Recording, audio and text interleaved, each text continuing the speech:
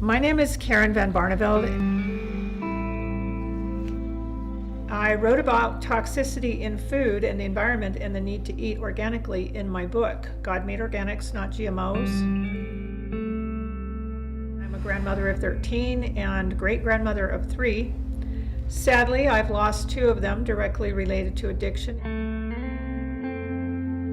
And when this picture of Jennifer was taken, I can see that was when she was already getting high. Yeah, her true heavy addiction started when she injured her wrist and she was prescribed opiates.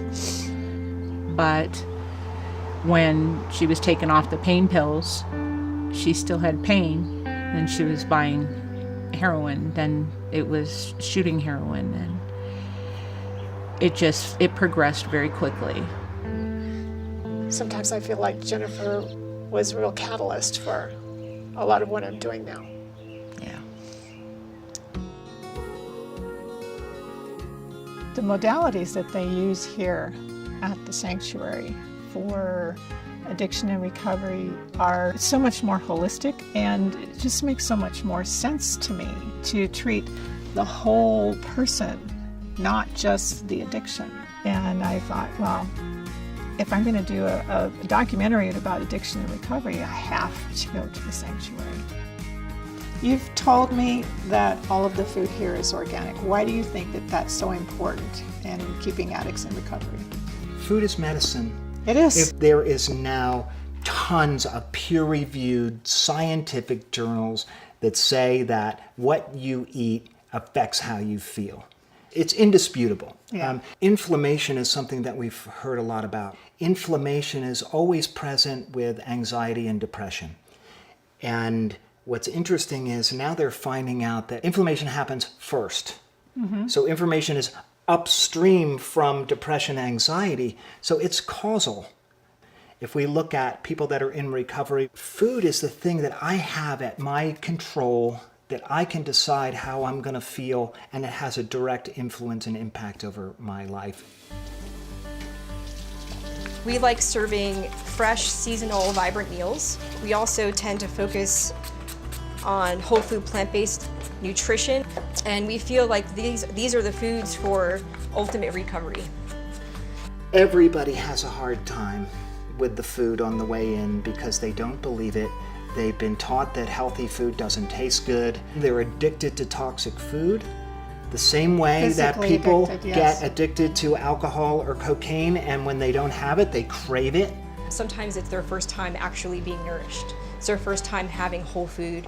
Well, how do you address people not wanting to buy organic?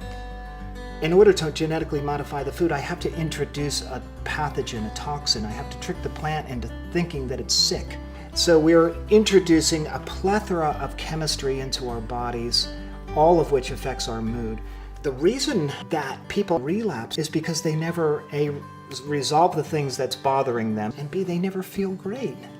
So as an addiction therapist for many, many years, I saw people misusing food with eating disorders, but also when they would pull away from their drug of choice, a lot of times food would then replace that. And now I use nutrition to help decrease cravings, decrease the detoxification side effects. Statistics are up to 38% less relapse when we eat really well. So, Kryssi, what were you eating before you got here? Predominantly Oreos and Doritos with a liberal serving of vodka.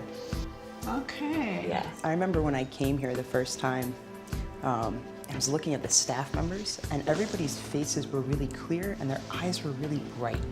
And I remember looking at it and be like, what are all these people taking? Because there's no way this is natural, yeah. And when I left, I remember looking in the mirror and being, oh my God, that's the look. I was super proud of that. Yes. Yeah, I've not gone back to my Oreo habit, so that's good. Good, Yeah. good. What would you kind of estimate what the number of clients that maintain their sobriety versus About others? 80-odd%. And people want to feel well, and they'll tend to do the things that are making them feel well. Most people don't come to addiction because they perceive they're in pain. Most people come to addiction because they take a drug and all of a sudden they feel better. But the food is it's the thing that people can do, and I have a direct relationship with it. When people make a choice to eat well, not only does it improve the physical, the psychological, but it also, to me, is a great way of saying 3 to 5 times a day, this is my value. I wish that my grandchildren could have found something like this, and particularly my granddaughter that passed. I think if she had known that nutrition could make her recovery much easier, that she probably would have used it. Oftentimes when people come into a recovery center, they are eating so poorly, and what they are eating is usually limited to things like junk food. And they go long periods of time without getting any food into their system at all. And by the time they come into treatment with us, they're in a pretty bad state. In recovery, there's a phrase that's commonly used, you put down the spoon but you pick up the fork. Because you go so long without eating that when you get clean and you just want to eat and eat and eat. When patients come to me with an addictive issue and we put them on a good, organic, gluten-free, GMO-free diet, we see dramatic changes in their health. By the time they leave, they're thinking more clearly. They are feeling like their body has the energy in it to do the things that they want and need to do to maintain their sobriety. We don't get to choose whether we're an addict. That happens. We get to choose how we get to live. We get to choose how we get to be in recovery, how we get to heal, and to be able to document that, I just can't tell you how exciting that is for me. So I have this idea to do a documentary, picking up some participants in the local area who are in recovery and changing them from processed and GMO foods to organic foods and supplements and following them for 90 days. I'll be there with you. Awesome. I feel like my daughter is pretty excited about what we're doing in this documentary. It doesn't go away, it never goes away. That loss, it's always in your heart. That's why I'm doing what I'm doing. If we can help one person, it doesn't have to be my family, it can be any family, then this is all worthwhile.